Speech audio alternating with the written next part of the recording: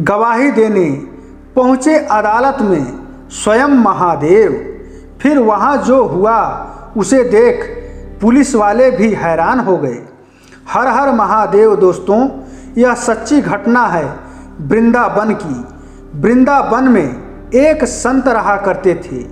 लोग उनको जज साहब कहकर पुकारते थे। तब किसी एक ने पूछा कि ये तो एक संत हैं, फिर लोग इन्हें जज साहब कहकर क्यों पुकारते हैं? तब एक व्यक्ति ने उस प्रश्न पूछने वाले आदमी को जवाब दिया कि अदालत में यह संत एक जज थे जो जिले के कोर्ट में फैसला किया करते थे। जिले के एक गांव में एक केवट रहा करता था जो भगवान शिव का भक्त था, जो बहुत ही भोला इंसान था। रोज शिव मंदिर जाकर महादेव की सेवा करता था। एक दिन की बात है, उसके पिताजी ने अपने पास बुलाया और कहा, बेटा तुम्हारी बहन अब बड़ी हो गई, कुछ महीनों में इसकी शादी करनी है, पैसों की ज़रूरत है, तुम जाकर जमींदार के यहाँ से कुछ पैसे उधार लेकर आओ और शादी करने के बाद कमा धमा कर ब्याज सहित उनका पैसा लौटा देंगे। केवट फिर उस जमींदार के पास जाकर कुछ पैसे उधार लेकर आया और वो पैसे अपने पिताजी को दे दिए।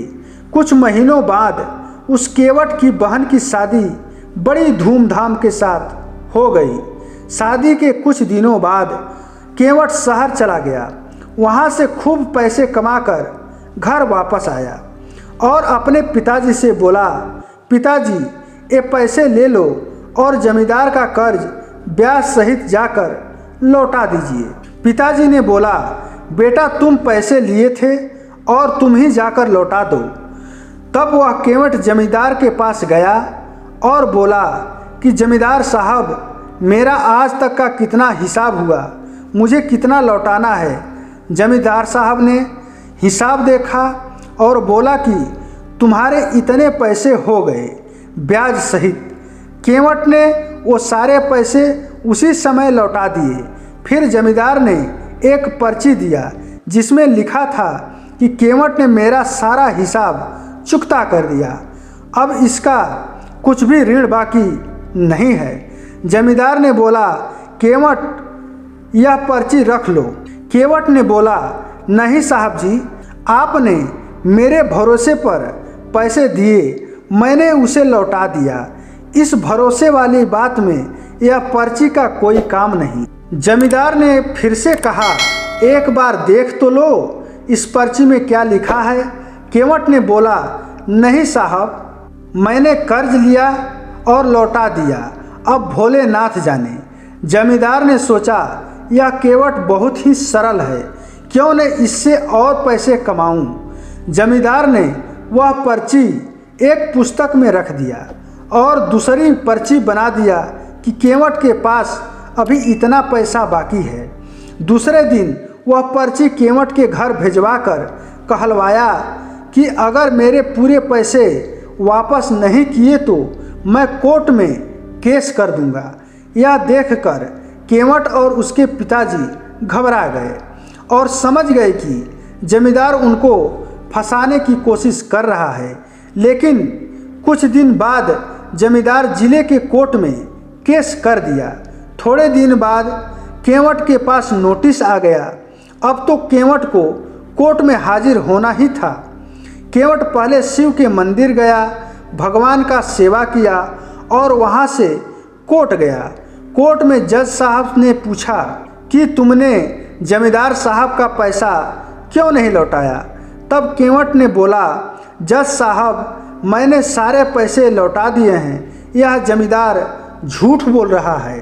तब जज साहब बोले, पैसे लौटाते समय तुम्हारे अलावा और कोई वहाँ पर था? तब केवट बोला, हाँ, वहाँ पर शंकर भगवान थे। तब जज साहब बोले कि वह शंकर नाम का व्यक्ति वहाँ पर मौजूद था? केवट बोला, हाँ हाँ, मेरे शंकर वहाँ मौजूद थे, उनको सब पता है। तब जज साहब बोले, ये शंकर कहाँ रहते हैं? उनका पता बताओ। तब केवट बोला, वह मंदिर में रहते हैं। जज साहब ने सोचा कोई पुजारी होगा जिसका नाम शंकर है।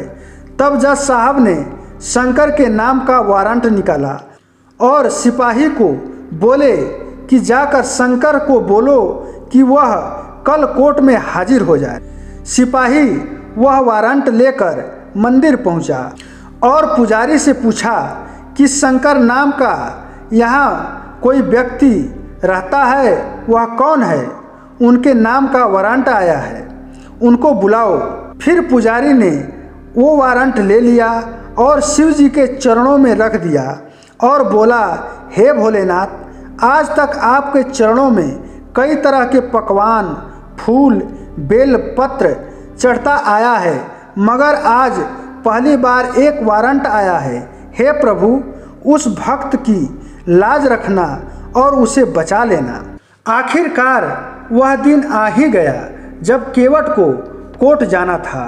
केवट सवेरे सवेरे शंकर भगवान के मंदिर गया, पूजा पाठ किया और बोला, प्रभु मैं कोर्ट जा रहा हूँ, आपको भी गवाही देने आना है, मैं आपका इंतज़ार करूँगा। फिर केवट कोर्ट चला गया। जज साहब आए, सिपाही आए, वह जमींदार आया, वह सब आए। जज साहब सिपाही से बोले, शंकर को हाजिर करो। तब सिपाही ने 3 बार शंकर का आवाज़ लगाया, लेकिन कोई नहीं आया। जब चौथे बार आवाज़ लगाई तो एक बुजुर्ग व्यक्ति कोर्ट में हाजिर हुआ। वह बुजुर्ग व्यक्ति धीरे धीरे कोर्ट में आ रहा था। कपड़े फटे थे, सर में जटाएं थीं, गले में रुद्राक्ष का माला था और चेहरे पर विलक्षण तेज था। जज साहब ने उस व्यक्ति को देखा और देखते रह गए। फिर उन्होंने उस व्यक्ति से पूछा, आपका नाम? तब वह बूढ़ा व्यक्ति बोले, मैं शंकर हूँ। जज साहब बोले, क्या आप वहाँ मौजूद थे जब केवट ने जमींदार का सारा पैसा लौटाया था? तब वह बूढ़ा आदमी बोला, हाँ मैं मौजूद था। इसने मेरे सामने जमींदार का सारा पैसा लौटाया। जज साहब बोले, इसका क्या सबूत है तुम्हारे पास? तब शंकर जी बोले, जमींदार जहाँ बैठता है वहाँ दाईं तरफ एक अलमारी में एक लाल रंग की पुस्तक में वह असली वाली पर्ची रखी हुई है। तब जज साहब ने सिपाही को आदेश दिया कि वह पुस्तक ही यहाँ लेकर आओ। तब सिपाही वह पुस्तक में रखी पर्ची जज साहब को लाकर दी। तब जज साहब को सारा किस्सा समझ में आ गया और केवट से बोले, केवट, तुमने जमींदार का सब पैसा लौटा दिया है, अब तुम घर जा सकते हो। और जमींदार को सजा सुनाई। तब वह शंकर जी के तरफ देखे तो वहाँ शंकर जी नहीं थे। तब जज साहब ने उस केवट से पूछा, अरे यह शंकर जी कहाँ गए? तब केवट जी बोले, शंकर जी अपना काम करके चले गए। तब जज साहब ने पूछा, यह शंकर जी रहते कहाँ हैं और करते क्या हैं? तब केवट बोला, कुछ नहीं, यह सिर्फ मंदिर में रहते हैं, मंदिर में बैठते हैं, इनके बहुत सारे मंदिर हैं। यह सुनकर जज साहब अचरज में पड़ गए। तब जज साहब उस सिपाही से बोले कि तुम मुझे शंकर जी के घर लेकर चलो।